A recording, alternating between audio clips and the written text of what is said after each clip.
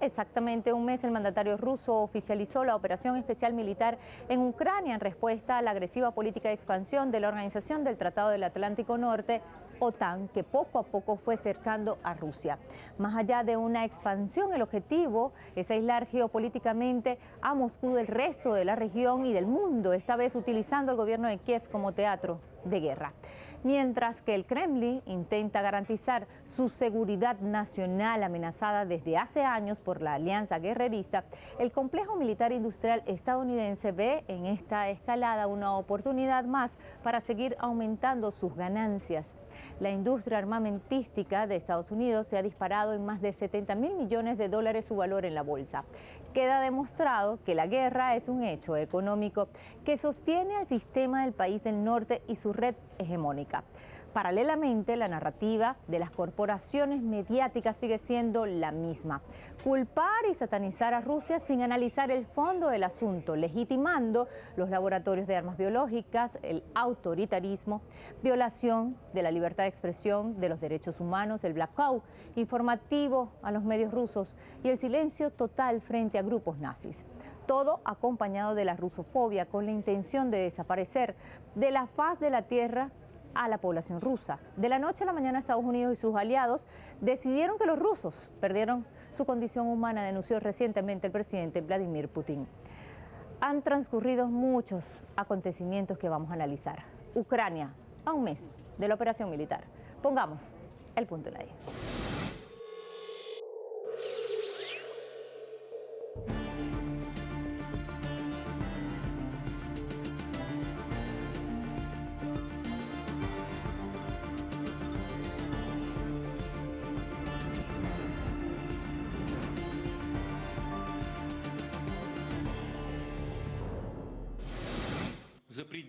Pero lo que es impactante en su cinismo extremo no solo son las mentiras y las declaraciones descaradas de Kiev de que Rusia supuestamente lanzó este misil en Donetsk, han llegado tan lejos, sino la actitud del llamado mundo civilizado.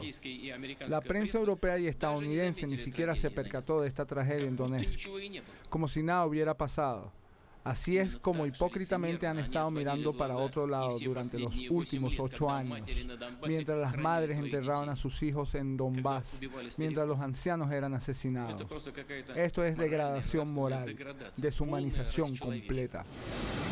Pasado 24 de febrero, el presidente de Rusia, Vladimir Putin, desplegó una operación militar especial con el objetivo de preservar la paz en la región y proteger a las personas que han sido víctimas de un genocidio por parte del gobierno de Ucrania durante 8 años. El mandatario aclaró que sus intenciones no eran invadir Ucrania, sino lograr su desmilitarización. Desde las protestas del Euromaidán, la llama del extremismo y la ultraderecha se avivó en Ucrania de tal forma que las milicias neonazis llegaron a colarse dentro de la policía y parte del ejército, con el beneplácito del ejecutivo de ese país. En este contexto ocurre la masacre de Odessa en 2014, donde grupos ultraderechistas quemaron vivas a 48 personas, incluyendo a algunos menores de edad. Los bombardeos, ataques y masacres del régimen de Kiev contra la población civil, entre ellas minorías rusas y húngaras en dicho país, se hicieron constantes amparándose en supuestas operaciones antiterroristas. Los líderes de estos grupos nacionalistas ucranianos se han referido a la población rusa y húngara como cerdos y han amenazado con lincharlos. El mandatario ruso ha aclarado que este país se está esforzando por la desnazificación de Ucrania, así como por llevar ante la justicia a quienes cometieron crímenes de lesa humanidad contra civiles, incluidos ciudadanos de la Federación Rusa. Estas acciones adelantadas por el Kremlin han sido criticadas por las naciones occidentales alineadas a la OTAN y la han utilizado de pretexto para emprender una persecución en contra del gigante eslavo y la comunidad de ese país en el mundo. En este sentido, la Unión Europea, Estados Unidos, Canadá y Reino Unido impuso una serie de sanciones a Moscú que afectan a la nación en el ámbito energético y de comercio de productos rusos. Asimismo, también se le prohibió la venta, el suministro, la transferencia o exportación de ciertos bienes y tecnología, incluso para la refinación de petróleo. Como parte de estas medidas unilaterales, se excluyó a determinados bancos rusos del sistema financiero SWIFT. Este sistema posibilita los movimientos de pagos entre miles de institutos financieros en 200 países. armas. Estas sanciones se han expandido a otras aristas. A nivel cultural, algunos artistas rusos han sufrido innumerables boicots en su participación. Deportistas han visto sus participaciones truncadas en disciplinas como el fútbol, donde la FIFA ha suspendido la participación de equipos nacionales rusos y bielorrusos en la Copa Mundial de 2022.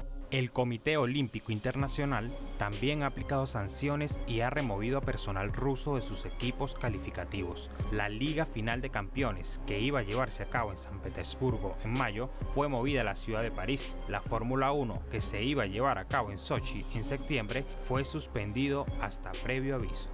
Entre tanto, Estados Unidos y sus aliados continúan aupando el conflicto enviando suministros de armas a Ucrania e imponiendo nuevas sanciones ilegales a Rusia. Podemos señalar es primero que hay que deshacer esa narrativa de que hay una guerra de invasión y una ocupación de territorio. Lo que hay es un conflicto y dentro de ese conflicto hay que explicar el contexto y cómo se llega a ese conflicto en el momento en el que Rusia decide por cuestiones de seguridad nacional emprender un avance hacia el territorio ucraniano. Yo creo que eso es lo más importante que hay que señalar. Analistas coinciden que Europa se dio un autogol en el tema energético en el conflicto ucraniano, sancionando y bloqueando al principal país que abastece de gas su mercado, Rusia. El canciller alemán Olaf Scholz reconoció que la interrupción de las importaciones de gas y petróleo del gigante eslavo conduciría a la recesión en Alemania, mientras dejaba entredicho que el principal afectado por el embargo energético a Moscú sigue siendo el bloque europeo. Y en esa crisis económica que no tiene remedio, en la que se va a ver sumida Europa, donde está detrayendo esos recursos para salir de la crisis provocada por la pandemia y anteriormente, ese gran reseteo en la que estaban en marcha las economías europeas para salvar el capitalismo como sistema económico. Todo eso se va a desmantelar, todas esas propuestas de recuperación de la acumulación capitalista con este conflicto. Y lo que vamos a ver, lo que se avecina, es un conjunto de crisis entrelazadas que van a afectar sobre todo a Europa, a las poblaciones europeas, y el peligro está en que esa ultraderecha, que ya estaba en ascenso en Europa, acabe tomando el poder y con unas bases sociales empobrecidas, ideológicamente embrutecidas por toda la guerra de propaganda. Estamos a las puertas de un nuevo orden mundial donde va a haber una Europa dominada por los estados de excepción, la represión y la ultraderecha tomando las decisiones para controlar una población cada vez más insatisfecha, más empobrecida, y que va a llegar un momento en que no le va a servir la excusa de que el monstruo es Putin y el monstruo es Rusia y que ese odio, esa campaña y que todos los males son el resultado de la ocupación de Rusia de Ucrania.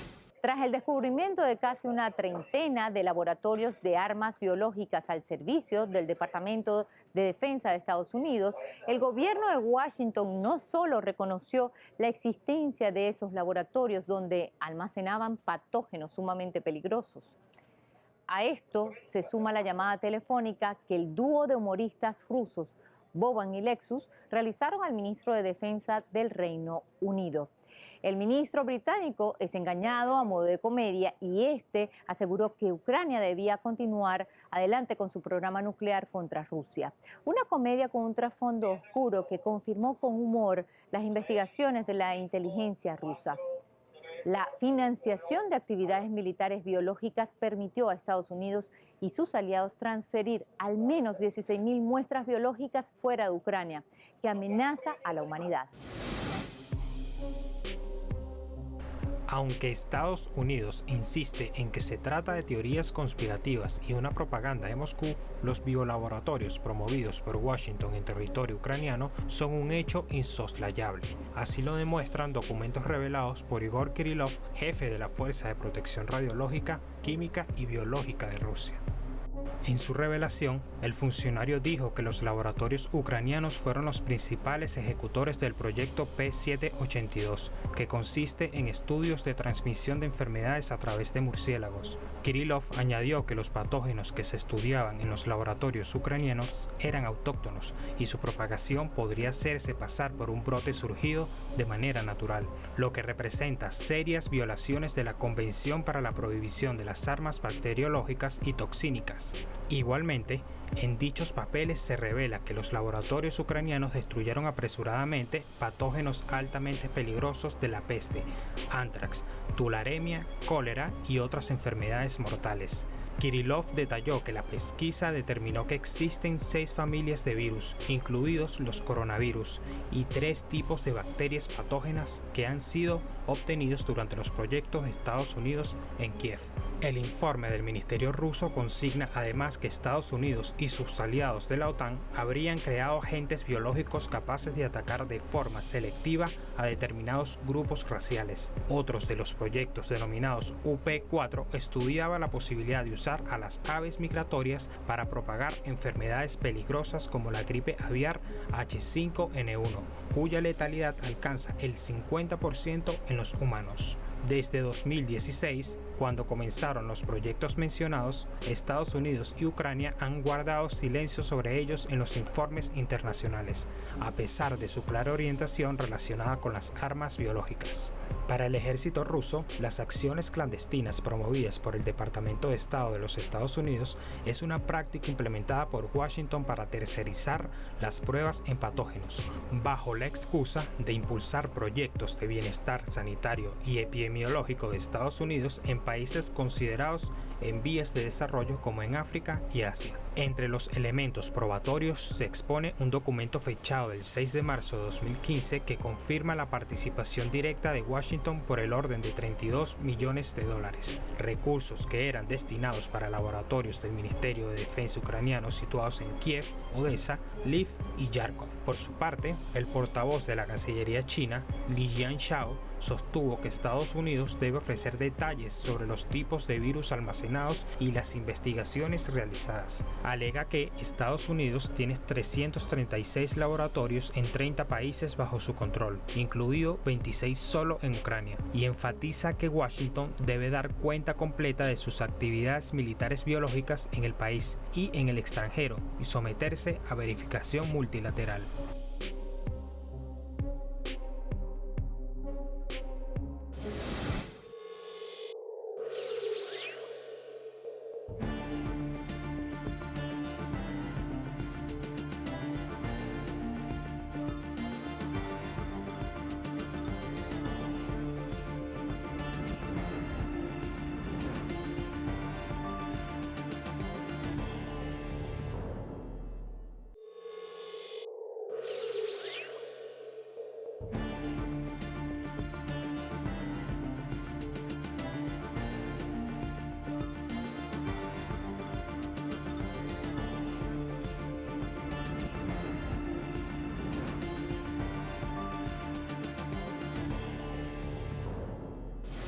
Luego de finalizada la Segunda Guerra Mundial, la industria cultural mediática inculcó el rechazo incuestionable a la ideología supremacista nazi, pero al parecer ya no están así. La historia sigue demostrando que no hay obstáculos para los intereses de las élites occidentales, ni siquiera una ideología responsable de una de las peores tragedias humanas.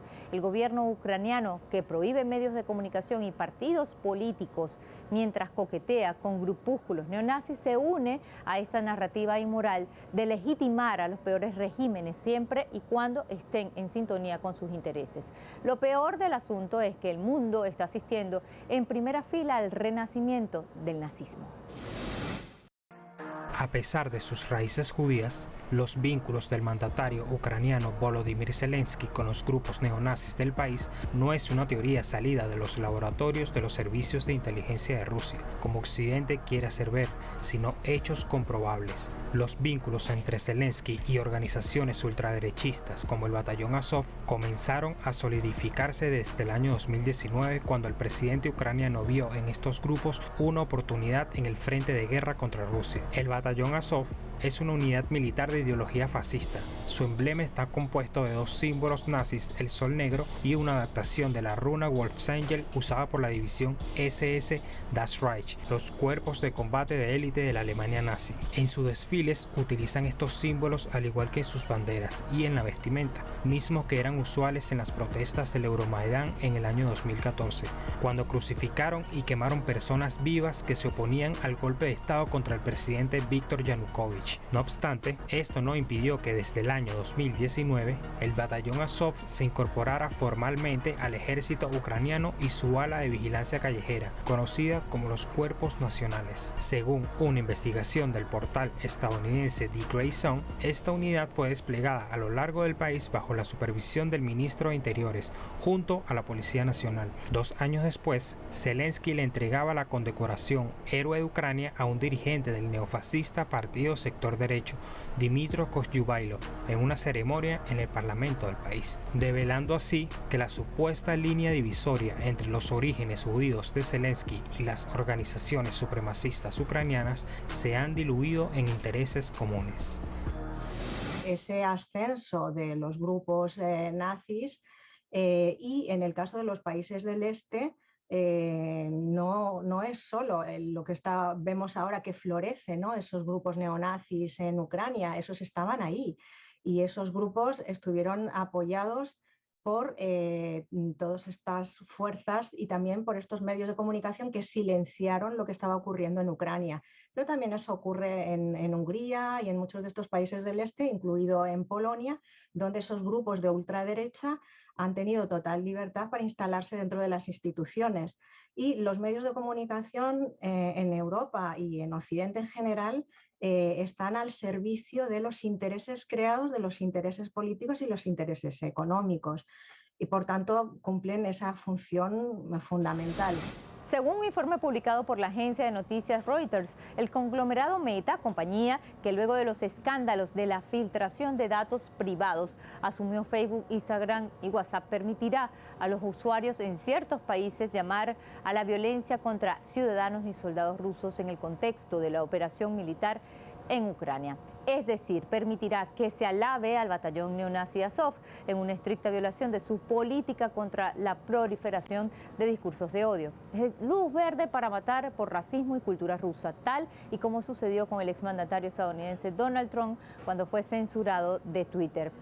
Lo que quiere decir que las compañías tecnológicas de la información son las que imponen la narrativa pública, qué se debe y qué no difundir, aun cuando han defendido en numerosas ocasiones que sus redes sociales son un medio de libertad de expresión contra la censura. Nada más alejado de la realidad. Los medios de comunicación van a ser una pieza clave de las guerras modernas a partir del siglo XX, y todo eso se acrecienta en el siglo XXI. Por eso digo que los antecedentes no están en esas guerras africanas, sino que están mucho antes, están en ese siglo XX, donde los medios de comunicación, en el ascenso del nazismo, de Hitler, pues bueno, tenemos la figura de Goebbels montando toda esa construcción, ¿no? Todo ese imaginario que llevó al pueblo alemán a convertirse en esas masas, en esa fuerza que apoyó la limpieza de los judíos, la solución final, etc.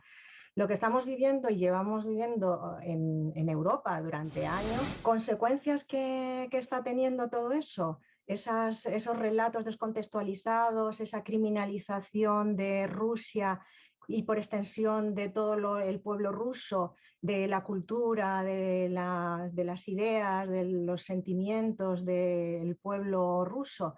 Las consecuencias que está teniendo es que de forma totalmente irracional las poblaciones europeas de los distintos países están focalizando, están construyendo, como construyeron los nazis con los judíos, un enemigo al que culpar de la crisis económica en la que estamos inmersos todos los países europeos. Se estigmatiza a Rusia a través de un linchamiento mediático mientras se silencian los atroces actos que cometen las agrupaciones neonazis en Ucrania. Ni hablar de las acciones guerreristas e invasiones que han desarrollado la alianza de la OTAN, que acordó en la reciente cumbre en Bruselas aumentar el gasto de defensa. El secretario general de la OTAN, Jens Stoltenberg, anunció que el bloque militar desplegará 4 nuevos grupos de combate en el flanco este, específicamente en Hungría, Polonia, Eslovaquia y Bulgaria, y está analizando enviar una fuerza de paz a Ucrania que es interpretada por Rusia como una escalada y la guerra inminente.